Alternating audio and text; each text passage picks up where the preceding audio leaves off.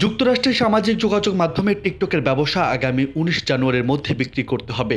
মার্কিন কোনো কোম্পানির কাছে জনপ্রিয় এই অ্যাপ ওই সময়ের মধ্যে বিক্রি না করলে এটিকে নিষিদ্ধ করা হবে। যুক্তরাষ্ট্রের একটি আপিল আদালত এই আদেশ দেওয়ার পর টিকটকে যারা কন্টেন্ট তৈরি করেন তারা তাদের ফলোয়ারদের প্রতিদ্বন্দ্বী প্ল্যাটফর্মে চলে যাওয়ার জন্য অনুরোধ করেছেন।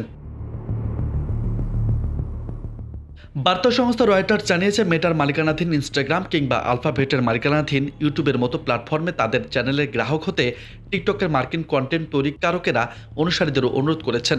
যুক্তরাষ্ট্রে টিকটকের ১৭ কোটি ব্যবহারকারী রয়েছে, ফলে এটি সে দেশের একটি গুরুত্বপূর্ণ ডিজিটাল শক্তি হিসেবে দাঁড়িয়ে গেছে।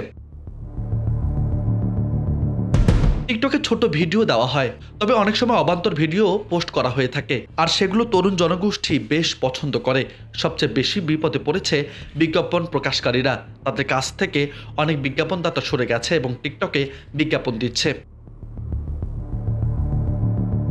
এদিকে টিকটক সব নামে বাণিজ্যিক প্ল্যাটফর্মও খুলেছে সামাজিক এই মাধ্যম।